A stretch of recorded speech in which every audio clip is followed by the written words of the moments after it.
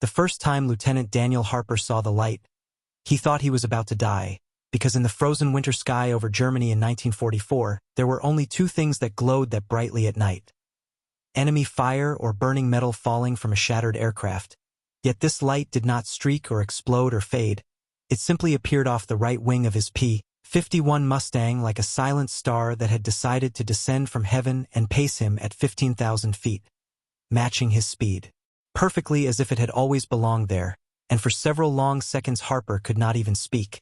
his oxygen mask fogging with each shallow breath while the engines roared and the sky around him trembled with distant anti-aircraft bursts.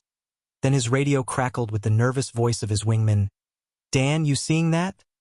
And in that moment the war, the enemy, the flak below, all of it seemed to shrink into the background because whatever floated beside them was not behaving like any aircraft they had ever been trained to recognize. It had no wings, no visible fuselage, no exhaust trail, just a sphere of burning orange light surrounded by a faint halo, steady and deliberate, as if observing them. Harper forced himself to report it to command, expecting laughter or accusations of combat fatigue, but what he heard instead was something colder.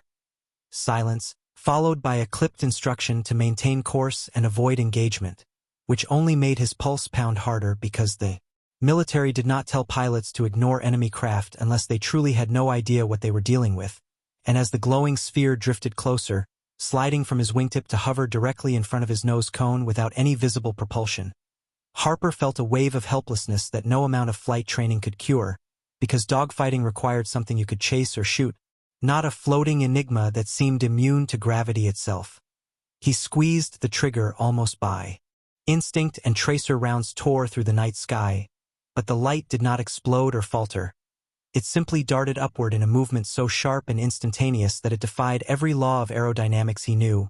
vanishing into the darkness above as if the sky had swallowed it whole. And when he landed back at base, his superiors were waiting, not with ridicule but with notebooks, classified forms, and a warning that what he had seen was not to be discussed outside official channels, because he was not the first pilot to report such lights, and he would not be the last. Within weeks, similar accounts poured in from Allied squadrons flying over Europe and the Pacific,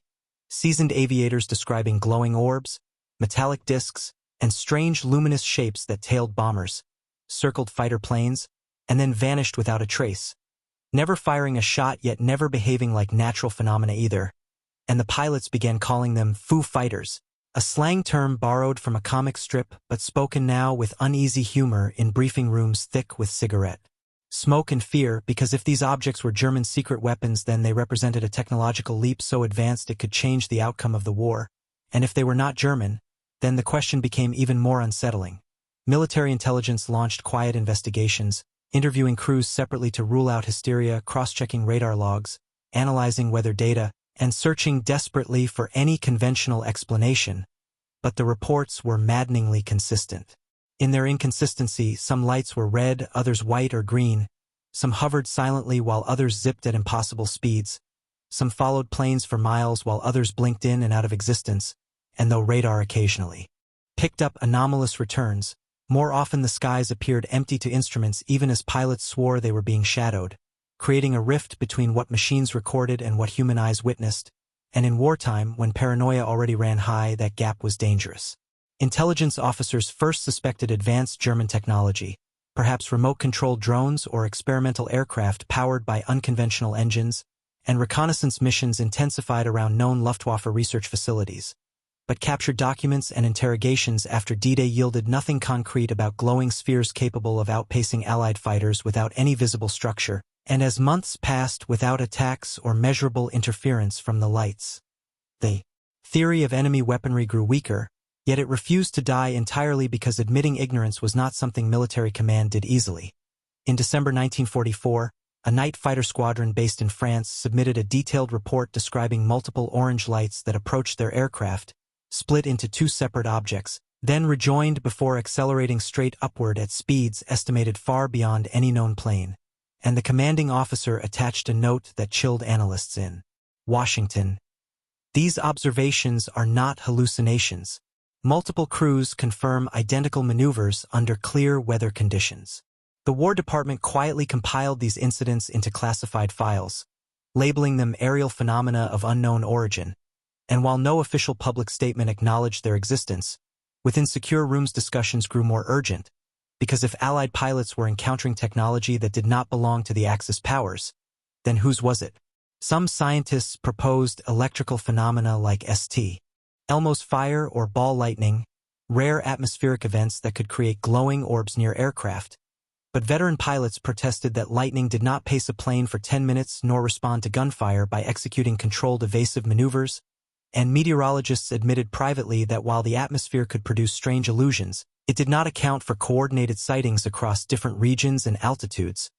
By early 1945, the investigation expanded to include psychological factors, with military doctors assessing whether stress, oxygen deprivation, or mass suggestion could explain the reports. Yet even these efforts failed to produce a satisfying answer, because the witnesses were trained observers accustomed to distinguishing enemy fighters from friendly aircraft at night under combat pressure, and their testimonies, though varied in detail, shared a core pattern of controlled movement and apparent intelligence behind the lights. As the war in Europe drew toward its end, the frequency of sightings did not dramatically increase nor decrease. Instead, they persisted like a background hum of mystery amid the thunder of artillery and the roar of bombers. And when Germany finally surrendered, Allied forces scoured captured research facilities for any hint of projects related to luminous aerial spheres, uncovering advanced jet prototypes and rocket experiments, but nothing resembling the silent glowing entities that had haunted the skies, and gradually the focus of the investigation shifted from immediate wartime threat to long-term analysis, with files archived under restricted access and researchers instructed to continue studying the phenomenon discreetly, because although the war was ending, the question remained dangerously open. In private correspondence between intelligence officials, phrases appeared that revealed deeper concern than public reports ever would. References to non-conventional aerial craft and performance characteristics beyond known engineering capabilities. Language that suggested some analysts were beginning to contemplate possibilities outside the bounds of earthly adversaries. Yet such speculation was carefully contained, as the post-war world was already sliding into a new tension between emerging superpowers, and the last thing the military wanted was public panic over unexplained visitors in the sky. Lieutenant Harper, like many others, returned home carrying not only memories of combat but the lingering image of that silent orange sphere hovering beside his cockpit, and for years he rarely spoke of it, honoring the confidentiality he had been instructed to maintain, until decades later when journalists began asking veterans about wartime anomalies and the term UFO entered mainstream vocabulary, retroactively casting the Foo Fighters sightings in a new and more sensational light. But back in 1944 and 1945, before flying saucers became cultural icons, the mystery had been raw and immediate, a question embedded in classified binders and whispered in debriefing rooms, and somewhere within those early investigations lay the seeds of what would later become one of the most controversial subjects in military history, because the Foo Fighters were not simply stories told by frightened men in the dark. They were documented events taken seriously enough to trigger official inquiry. And, as more documents slowly surfaced in the decades that followed, historians began to realize that the true mystery was not only what the pilots saw, but how the military responded, what conclusions were quietly reached behind closed doors, and why certain files seemed to vanish just when researchers believed they were close to clarity, suggesting that the glowing lights over war-torn Europe might have been only the beginning of a much larger story still waiting to be uncovered. By early 1945, the official investigation into the Foo Fighters had shifted from hurried wartime damage control to something colder and more methodical, because once it became clear that the glowing objects were not actively attacking Allied aircraft, intelligence officers had the uneasy luxury of asking a deeper question. If these were not weapons, then what were they doing, and why did they seem to appear most often during night missions over heavily contested territory? Reports from bomber crews described spheres that would rise from the horizon as if launched from the Earth itself, pacing formations of B-17s and B-24s without disrupting instruments, while fighter pilots told of lights that danced just beyond firing range, always maintaining a precise distance, never colliding, never faltering, as though governed by a guidance system decades ahead of contemporary engineering. Analysts in Washington and London began mapping sightings geographically, layering coordinates over battle maps to determine patterns, and what emerged was perplexing because encounters clustered not around specific German research sites but along high-traffic combat corridors, almost as if the phenomenon was drawn to human conflict rather than to strategic locations, and that observation unsettled more than a few officers who privately wondered whether the lights were observing the war rather than participating in it. In February 1945, a particularly detailed incident report arrived from a radar-equipped night fighter crew who claimed visual contact with two luminous objects while their onboard radar displayed intermittent blips at corresponding positions, suggesting that whatever accompanied them possessed some physical presence, yet ground-based radar stations failed to confirm. Sustained tracks, creating a technical contradiction that fueled debate among engineers and physicists brought into the inquiry. Some proposed that ionized air around aircraft engines might produce luminous effects amplified by stress and darkness, while others speculated about experimental plasma technologies rumored to be under development by Axis scientists, but captured engineers interrogated after Allied advances consistently denied knowledge of any such deployable systems. And as Germany's infrastructure collapsed under bombing campaigns, the possibility of a secret fleet of gravity-defying spheres operating undetected seemed increasingly implausible. Meanwhile, similar sightings were reported in the Pacific Theater, where American pilots flying over Japanese territory described green and white lights trailing their aircraft over open ocean, regions far removed from European battlefields and any conceivable German project, and this geographical spread forced investigators to widen their scope beyond a single enemy explanation, because unless the Axis powers were secretly collaborating on identical advanced aerial phenomena without leaving documentary traces, the simpler theory of enemy technology began to fracture. Psychological explanations resurfaced, emphasizing fatigue, hypoxia, and the intense stress of night combat, yet flight surgeons reviewing medical logs found no consistent physiological anomalies among witnesses, and importantly, many sightings occurred under clear atmospheric conditions with multiple crew members corroborating identical maneuvers in real time, diminishing the likelihood of purely subjective hallucination. As victory in Europe approached, a confidential memorandum circulated among select military research divisions suggesting that the Foo Fighter phenomenon warranted post-war scientific study independent of immediate battlefield concerns. And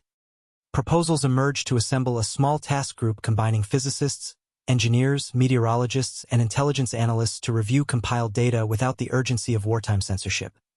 Yet the transition from global war to emerging Cold War tensions complicated priorities, because resources quickly shifted toward nuclear development, rocket acquisition, and the recruitment of German scientists under programs designed to outpace the Soviet Union, and in that scramble for technological dominance, the luminous spheres that had once haunted Allied cockpits risked being relegated to archival obscurity. However, not all officials were willing to dismiss them so easily, and a handful of internal communications from late 1945 hinted at a more cautious stance,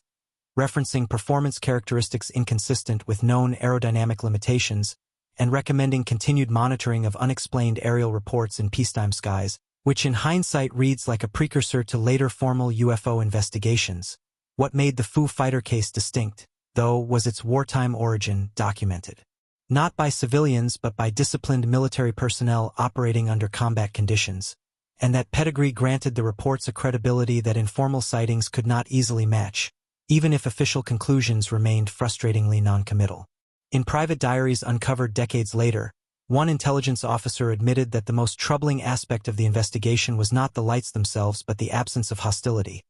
writing that an enemy weapon that chooses not to fire is either unfinished or unconcerned with you, and both possibilities are strategically alarming, because they imply either a hidden escalation or a superiority so absolute that engagement is unnecessary. Such reflections reveal that beneath the formal language of memoranda and field reports lay a genuine unease about humanity's place in the sky it believed it was conquering. By late 1945, the majority of Foo Fighter files were stamped classified and stored, their immediate tactical relevance overshadowed by atomic tests in the Pacific and the geopolitical reshaping of Europe. Yet the mystery did not vanish, it simply went quiet, resurfacing occasionally in post-war intelligence circles whenever new reports of unidentified aerial phenomena emerged, linking past and present through patterns of light and motion that refused to conform to conventional explanation. And so, the military investigation into the World War II Foo Fighter mystery ended not with a declaration but with an ellipsis, a pause in official attention rather than a resolution, leaving historians and researchers to piece together fragments from declassified documents and veteran testimonies, aware that somewhere within those wartime skies, amid flak bursts and engine noise, Something had moved with purpose and precision beyond the understanding of the era,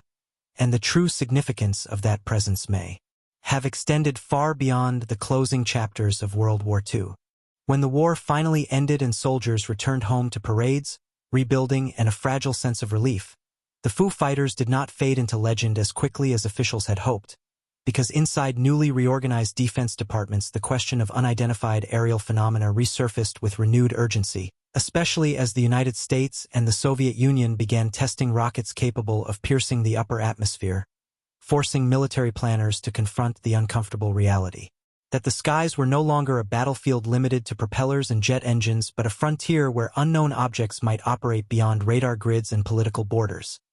In 1946 and 1947, scattered reports of mysterious ghost rockets over Scandinavia and unexplained disks over American states reignited archival curiosity, and analysts reviewing these new cases inevitably pulled the wartime Foo Fighter files from storage, noting striking similarities in luminous behavior, sudden acceleration, and silent maneuverability that defied conventional aerodynamics, and although no official statement publicly linked the events, internally there was growing acknowledgement that the phenomenon had not been confined to a single conflict or continent but seemed to transcend specific wars, appearing whenever advanced aircraft occupied contested airspace. Declassified memoranda from the late 1940s reveal that some investigators quietly considered whether the Foo Fighters represented an early encounter with a technology not yet claimed by any nation, possibly originating from experimental projects that had remained hidden even from captured scientists. Yet, as intelligence agencies expanded their surveillance networks and intercepted communications from rival superpowers, no credible evidence emerged suggesting that either side possessed operational craft capable of the performance described by World War II pilots, which deepened rather than diminished the mystery, because if human engineering had not achieved such feats in 1944, and still had not publicly achieved them by the late 1940s, then the logical possibilities narrowed in ways that made policymakers uneasy. At the same time, the cultural landscape shifted dramatically as newspapers popularized the term flying saucer following high-profile civilian sightings, transforming what had once been a classified wartime anomaly into a topic of public fascination and ridicule. And this shift created a dilemma for military authorities who now had to balance secrecy with damage control, wary of fueling panic while also cautious not to reveal how seriously earlier sightings had been treated. Committees were formed, most notably Project Sign and later Project Grudge, tasked with evaluating unidentified aerial reports, and while these programs were presented as objective studies, internal correspondence suggested a strong institutional desire to find conventional explanations that would prevent escalation of speculation, even if some cases stubbornly resisted easy categorization. Veterans who had encountered Foo Fighters watched this public discourse unfold with mixed emotions, recognizing patterns in the descriptions yet reluctant to speak openly due to lingering confidentiality oaths and fear of being dismissed. And when a few finally shared their wartime experiences decades later, historians noticed that their accounts aligned remarkably well with archived reports, reinforcing the credibility of the original investigations. What remained elusive, however, was a definitive physical trace, no recovered debris, no confirmed photographs of sufficient clarity, no technical blueprint that could anchor the phenomenon firmly within the known world, and this absence allowed skeptics to attribute the entire episode to misidentification and psychological stress while allowing believers to elevate it into evidence of something extraordinary, creating a divide that persists to this day. Yet perhaps the most compelling aspect of the Foo Fighter mystery lies not in dramatic speculation but in the documented restraint shown by military leadership, because if the phenomenon had been conclusively identified as enemy technology, aggressive countermeasures would have followed, and if it had been conclusively dismissed as illusion, the files would have closed permanently. But instead the record shows a pattern of cautious acknowledgement, limited disclosure, and ongoing monitoring, posture that suggests uncertainty rather than denial, and uncertainty in military planning is rarely tolerated unless supported by credible data. As Cold War tensions intensified and nuclear arsenals expanded, the possibility of unknown aerial objects entering controlled airspace took on new strategic implications, linking the wartime Foo Fighter encounters to later decades of radar anomalies and pilot reports that continued to challenge defense systems designed to detect and intercept threats. In recent years, renewed governmental transparency regarding unidentified aerial phenomena has prompted researchers to revisit the World War II cases with modern analytical tools, re-examining flight logs, meteorological data, and radar capabilities of the era. And while some natural explanations such as plasma effects and optical illusions have gained traction in specific incidents, no single theory comprehensively accounts for the consistency of movement patterns described by multiple trained observers under varied conditions, leaving the core question intact. What paced Allied fighters through flak-filled skies without firing a shot, without claiming allegiance, and without revealing origin? The Foo Fighters remain suspended between history and hypothesis, anchored in wartime documentation yet drifting in interpretation.